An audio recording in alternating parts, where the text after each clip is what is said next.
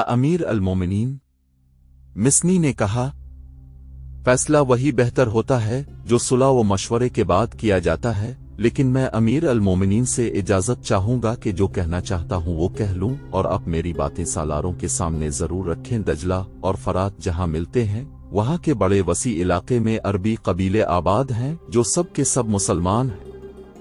चूंकि वो मुसलमान हैं, इसलिए वो आग के पुजारी बादशाहों के जोर और सितम का निशाना बने होते हैं। मस्जिदों पर भी उनका हक तस्लीम नहीं किया जाता। फारसियों के हाथों उनकी जान महफूज नहीं, इनकी इज्जत महफूज नहीं। वो मुसलमान फसल उगाते हैं जो पक जाती है तो आतिश परस्त जमींदार और फौजी उठाकर ले जाते हैं। वहां मुसलमान मर रहे हैं और उन्हें धुतकारी हुई मखलूक समझा जाता है। वो मुसलसल खौफ व हरास में रहते हैं। उनके खिलाफ इल्जाम सिर्फ ये है कि वो मुसलमान हैं और कुफर के तूफानों में भी वो इस्लाम की शमा रोशन किए हुए हैं। वो मदीना को रोशनी का मीनार समझते हैं। अमीर अल-मोमिनीन, अगर आप बैठे ये सोचते रहें कि दुश्मन बहुत ताकतवर है, तो वो रोज बरोज ताकतवर होता जाएगा और मुसलमान मायूस होकर अपनी भलाई का कोई ऐसा तरीका सोच लेंगे जो इस्लाम के मुनाफी होगा। मेरे छापा मारों ने जो कामयाबियां हासिल की हैं और अब की फौज के लिए जो जमीन हमवार की है, वो दुश्मन के हक में चली जाएगी कि या रसूल अल्लाह मुसलमानों की मदद को नहीं पहुंचा करते थे। खुदा की कसम, मैं इनकी मदद को पहुंचूंगा। खलीफा अबू बकर ने कहा और अपने पास बैठे हुए एक सालार से पूछा, वलीद का बेटा खालिद कहाँ है? यमामा में आपके अगले हुक्म का इंतजार कर रहा है अमीर अल-मोमिनीन। नहीं जवाब मिला। कोई तेज रफ्तार कासिद भेजो और इसे पैगाम भेजो कि जल्दी मदीना पहुंचे। खलीफा अबू बकर ने कहा, फारिस की बादशाही से हम अल्लाह की तलवार के बगैर नहीं लड़ सकते। खलीफा मुसना से मुखातिब हुए, और तुम मुसना वापस जाओ और अरब कबीलों के जिस कदर आदमी इकट्ठा कर सकते हो कर लो। अब तुम्हें खिली जंग लड़नी पड़ेगी, जो तुम शब खून और छापों के अंदाज से भी लड़ सकते हो, लेकिन अपने फैसलों में तुम आजाद नहीं होगे। खालिद सालार आला होगा, तुम उसके फैसलों के पाबंद हो गए। तस्लीम अमीरुल मोमिनीन। मुसना बिन हारसा ने कहा, एक और अर्ज है, इस इलाके में जो अरब कबीले हैं वो सब के सब मुसलमान नहीं, इनमें ईसाई भी हैं और दूसरे अकीदों के लोग भी। वो सब आतिश परस्तों के खिलाफ हैं। फारिस के आतिश परस्त उनके साथ भी वही सलूक करते हैं जो मुसलमानों के साथ कर रहे हैं। अगर अल्लाह ताला ने हमें फतह अता फरमाई तो गैर मुस्लिम अरबों के साथ ऐसा ही सलूक होना चाहिए जैसा वहां के अरब मुसलमानों के साथ होगा। हम ऐसे ही होगा। अमीर अल-मोमिनीन अबू बकर ने कहा, जिन्होंने इस्लाम के खिलाफ कुछ नहीं किया, इस्लाम उनकी परेशानी का बाइस नहीं बनेगा। तुम आज ही रवाना हो जाओ। खालिद इस वक्त यमामा में थे। उनकी दोनों नई बीवियां लैला तमीम और बिन्त मजामिया उनके साथ थीं। अमीर अल-मोमिनीन का पैगाम मिलते ही खालिद यमामा से रवाना हुए और मदीना पहुंच गए। क्या मिती बिन हारसा का नाम तुमने कभी सुना है? खलीफा ने खालिद से पूछा, सुना है। खालिद ने जवाब दिया, और ये भी सुना है कि फारसियों के खिलाफ उसने जाती किस्म की जंग शुरू कर रखी है, लेकिन मुझे ये मालूम नहीं कि इसकी जाती जंग जाती मुफाद के लिए है या वो इस्लाम की खातिर लड़ रहा है। वो यहां आया था। अमीर अल-मोमिनीन ने कहा, जिहाद जो इसने शुरू कर रखा है इसमें उसका कोई जाती मुफाद नहीं। मैंने इसलिए तुम्हें बुलाया है कि तुमसे मशवरा कर लूं कि मुसना हमसे जो मदद मांगता है वो उसे दी जाए। इस वक्त का इंतजार किया जाए जब हम फारसियों की इतनी बड़ी कुव्वत के खिलाफ लड़ने के काबिल हो जाएंगे। वो किस किस्म की जंग लड़ रहा है? खालिद ने पूछा। अमीर अल-मोमिनीन ने खालिद को पूरी तफसील से बताया कि मुसना शबखून की नौयत की जंग लड़ रहा है और उस वक्त तक वो कितनी कामयाबियां हासिल कर चुका है। इसकी सबसे बड़ी कामयाबी तो ये है खालिद। खलीफा ने कहा कि इसने ज़रतुश्तों के महकूम मुसलमानों को मुत्तहिद रखा हुआ है और उनमें ऐसा जज्बा पैदा किया है कि उन्होंने ज़रतुश्तों के जुल्म व सितम में अपने सीनों में इस्लाम को जिंदा रखा हुआ है। अबला और इराक के दूसरे इलाकों में जहां मुसलमान आबाद हैं, वो फारसियों के गैर इंसानी तशद्दुद का निशाना बने हुए हैं। इन हालात में अपने अकीदों को सीने से लगाए रखना बेमानी सा बन जाता है। वो मुसलमान सिर्फ इतना कह दें कि मदीना और इस्लाम से उनका कोई ताल्लुक नहीं तो उनके सारे मसाइब खत्म हो जाएंगे। ये मुसना और उसके चंद एक साथियों का कमाल है कि उन्होंने उन हालात में भी वहां के मुसलमानों को इस्लाम से मुनहरिफ होने नहीं दिया। इसके अलावा उन्हें अपने अकीदे का इतना पक्का बना रखा है कि वो ज़रतुश्तों के खिलाफ ज़मीन दोज़ कार्रवाइयों में मसरूफ रहते हैं। अमीर अल मोमिनीन खालिद ने कहा, मुसना ने कुछ किया है या नहीं किया, मुसलमान की हैसियत से हम पर यह फर्ज आयद होता है कि जो मुसलमान गैर मुस्लिमों के ज़ोरो सितम का निशाना बने हुए हों उनकी मदद को पहुंची। क्या तुम ये मशवरा देते हो कि हमें ईरानियों से टुकर ले लेनी चाहिए? खलीफा ने पूछा। हाँ अमीर अल मोमिनीन, खालिद ने कहा, फिक्र क्यों ना ली जाए। यहां तो सूरत हाल कुछ और है। जैसा कि आपने बताया है कि मुसना ने वहां कुछ कामयाबियां हासिल कर ली हैं और उसने हमारे हमले के लिए राह हमवार कर दी है। शब खून और छापे मारने वाले इतना ही कर सकते हैं जितना मुसना ने किया है। वो किसी इलाके पर कब्जा नहीं कर सकते। कब्जा करना मुनज़्ज़म लश्कर का काम है। ये काम हमें हर कीमत पर करना चाहिए। अगर हमने मुसना की कामयाबियों को आगे न बढ़ाया तो उसके दो नुकसान होंगे। एक ये कि ये कामयाबियां ज़ाय हो जाएंगी और दूसरे ये कि ज़रतुश्त मुसना और तमाम मुसलमानों से बहुत बुरा इंतकाम लेंगे। इसके अलावा फारसी दलेर हो जाएंगे। जैसा कि मैंने आपको बताया है कि इसने ईरानियों को इस कदर नुकसान पहुंचाया है कि उनके हौसले मजरूह हो गए हैं। अगर उन्हें दम लेने का मौका दे दिया गया तो वो अपने महकूम मुसलमानों को कत्ल करेंगे और इस खतरे को खत्म करके वो इस सरहदी इलाके को पहले से ज्यादा मजबूत कर लेंगे। अपने इलाकों को महफूज करने के लिए वो अपनी सरहद के बाहर के इलाकों पर भी काबिज हो सकते हैं। इस खतरे से महफूज रहने की ही एक सूरत है कि हम मुसना की मदद को पहुंची और पेशतर इसके कि ज़रतुश्त हमारी तरफ बढ़ी, हम उन्हें उनके अपने इलाके से भी पीछे हटने पर मजबूर कर दें। खलीफा अबू बकर ने खालिद को यह हिदायत देकर रुखसत कर दिया कि वो अपने लश्कर को साथ लेकर इराक की तरफ पेश कदमी करें। खलीफा अबू बकर ने कहा, तुम्हारे लश्कर में ज्यादा तादाद उन लोगों की है जो बड़े लंबे अरसे से घरों से दूर लड़ रहे हैं। उन्हें फारसियों जैसे ताकतवर दुश्मन के खिलाफ लड़ाना मुझे अच्छा नहीं लगता। मैं किसी को मजबूर नहीं करूंगा। बेहतर सूरत यह होगी कि तुम रज़ाकारों की एक फौज बनाओ। इसमें ऐसे आदमियों को रखो जो मुर्तद्दीन के खिलाफ लड़ चुके हैं। तुम्हारे साथ कुछ ऐसे आदमी भी होंगे जो मुर्तद्दीन के साथ थे। शिकस्त खाकर उन्होंने अपनी खैरियत इसी में समझी कि वो इस्लामी लश्कर में शामिल हो जाएं। ऐसे किसी आदमी को अपने लश्कर में ना रखना। हम बड़े ताकतवर दुश्मन को ललकारने जा रहे हैं। मैं इसलिए कोई खतरा मोल नहीं लेना चाहता। अमीर अल मोमिनीन खालिद ने पूछा, क्या आप मुझे ये इजाजत दे रहे हैं कि उन लोगों को अपने लश्कर से निकाल दूं? निकाल देता और बात है वलीद के बेटे, खलीफा अबू बकर ने कहा। तुम अपने लश्कर से ये कहना कि जो आदमी अपने घर को जाना चाहता है इसे जाने की इजाजत है। फिर देखना तुम्हारे साथ कौन रहता है। अगर तुम्हारा लश्कर बहुत कम रह गया तो खिलाफत इसकी कमी को किसी न किसी तरह पूरा करेगी। जाओ वलीद के बेटे, अल्लाह तुम्हारे साथ है। खलीफा अबू बकर अज़्म और ईमान के पक्के थे। उन्होंने इराक पर हमले का जो फैसला किया था उस पर वो हर हाल में हर कीमत पर पूरा अमल करना चाहते थे। खालिद तो चाहते ही यही थे कि उन्हें लड़ने का मौका मिलता रहे। उन्होंने खलीफा के इरादे को और ज्यादा पुख्ता कर दिया। इराक के इस इलाके में जहां दजला और फरात मिलते हैं मुसलमानों की बस्तियां थीं। ये मुसलमान मजबूरी और मजलूमियत की जिंदगी गुजार रहे थे।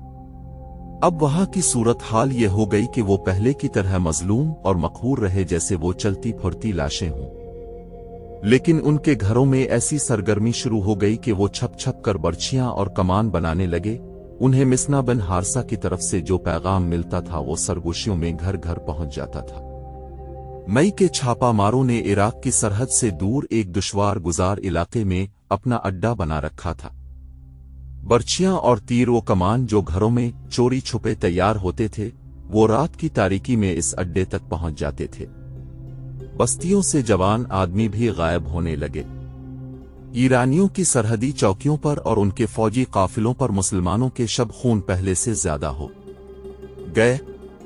ये मुसलमान दरपर्दा एक फौज की सूरत में मुनज़्ज़म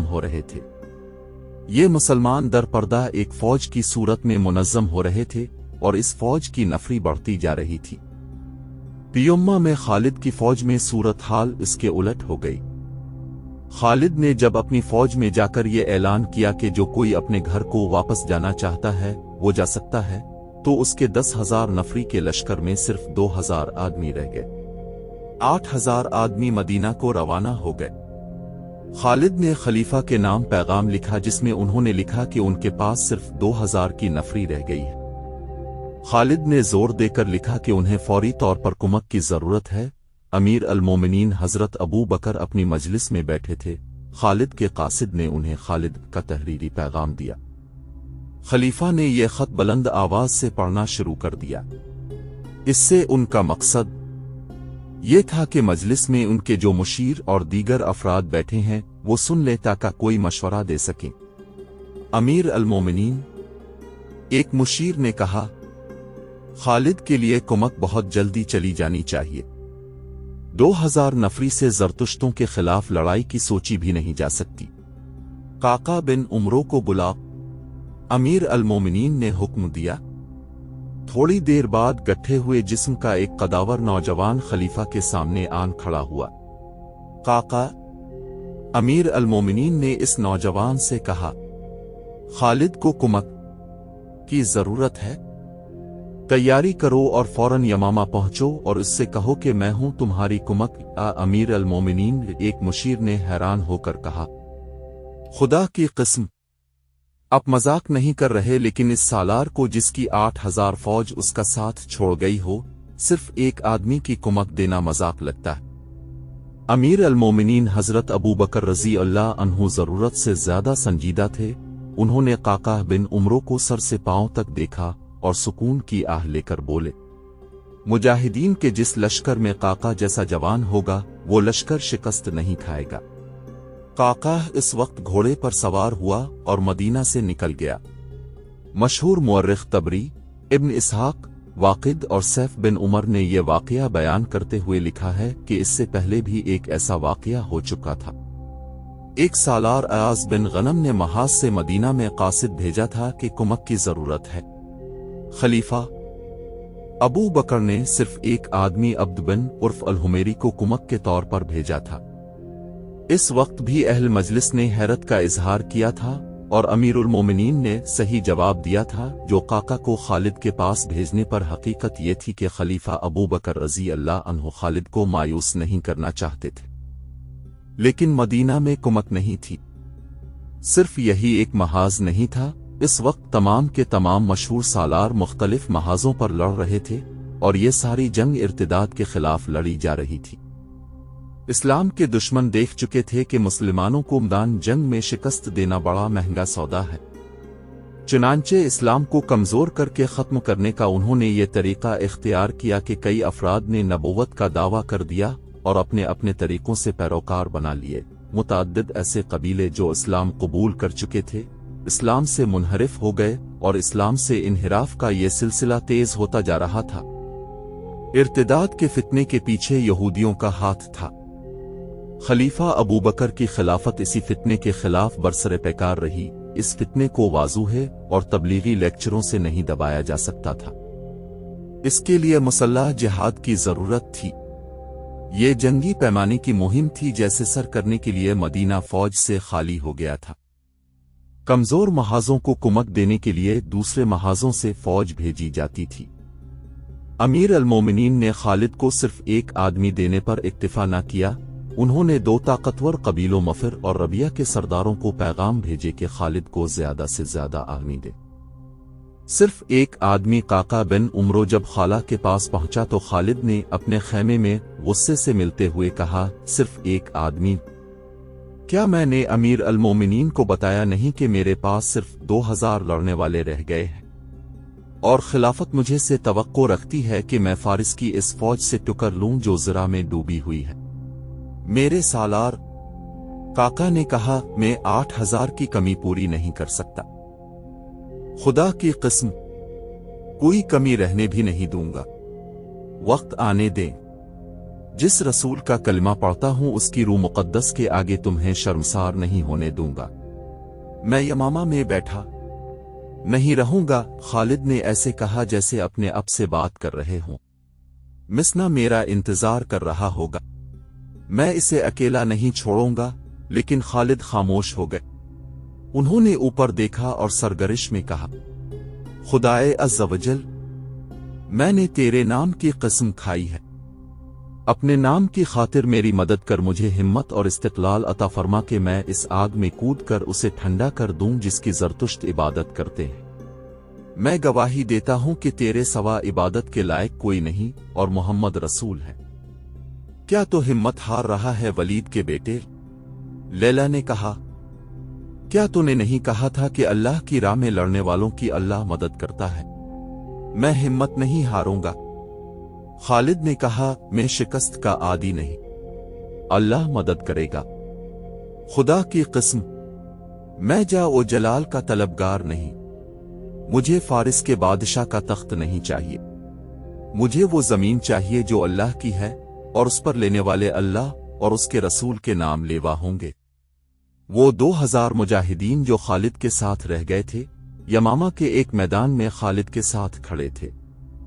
خالد گھوڑے پر سوار تھے، مجاہدین اسلام۔ خالد اپنی اس قلیل فوج سے بڑی بلند آواز اسے مخاطب ہوئے، اللہ تعالیٰ نے ہمیں اسلام کا نام دور دور تک پہنچانے کے لیے چنا ہے، وہ جنہیں اپنے گھر اور اپنے مال و عیال عزیز تھے وہ چلے گئے، ہمیں ان سے گلا نہیں، انہوں نے خاک و خون کے راستوں پر ہمارا ساتھ دیا تھا، بڑے لمبے عرصے تک وہ ہمارے ہم سفر رہے، اللہ انہیں جہاد کا صلہ عطا فرمائے، تم نے میرا ساتھ نہیں چھوڑا، اس کا اجر میں نہیں اللہ دے گا، ہم بہت ہی طاقتور دشمن پر حملہ کرنے جا رہے ہیں، مت دیکھو ہماری تعداد کتنی ہے، بدر کے میدان میں تم کتنے اور قریش کتنے تھے، احد میں بھی مسلمان تھوڑے تھے، میں اس وقت مسلمانوں کے دشمن قبیلے کا فرد تھا، تم میں بھی ایسے موجود ہیں جو قبول اسلام سے پہلے بدر کے میدان میں مسلمانوں کے خلاف لڑے تھے، کیا ہم نے کہا نہیں تھا کہ ان تھوڑے سے مسلمانوں کو ہم گھوڑوں کے سموں تلے کچل ڈالیں گے؟ کیا تمہیں یاد نہیں کہ ہم جو تعداد میں بہت زیادہ تھے ان کے ہاتھوں پسپا ہوئے تھے جو تعداد میں بہت تھوڑے تھے؟ کیوں ایسا کیوں ہوا تھا؟ اس لیے کہ مسلمان حق پر تھے اور اللہ حق پرستوں کے ساتھ ہوتا ہے، آج تم حق پرست ہو۔ خالد کے ہاتھ میں ایک کاغذ تھا جو انہوں نے کھول کر اپنے سامنے کیا، امیر المومنین نے ہمارے نام ایک پیغام بھیجا ہے، انہوں نے لکھا ہے، میں خالد بن ولید کو فارسیوں کے خلاف جنگ لڑنے کے لیے بھیج رہا ہوں، تم سب خالد کی قیادت میں اس وقت تک جنگ جاری رکھو گے جب تک تمہیں خلافت کی طرف سے حکم نہیں ملتا، خالد کا ساتھ نہ چھوڑنا، اور دشمن کتنا ہی طاقتور کیوں نہ ہو بزدلی نہ دکھانا، تم ان میں سے ہو جنہوں نے اس اجازت کے باوجود کہ جو گھروں کو جانا چاہتے جا سکتے ہیں، اللہ کی تلوار کا ساتھ نہیں چھوڑا، تم نے اپنے لیے وہ راستہ منتخب کیا ہے جو اللہ کی راہ کہلاتا ہے، تصور میں لاؤ اس ثواب عظیم کو جو اللہ کی راہ پر چلنے والوں کو ملتا ہے، اللہ تمہارا حامی و ناصر ہو، تمہاری کمی وہی پوری کرے گا، اسی کی رضا اور خوشنودی کے طلبگار رہو۔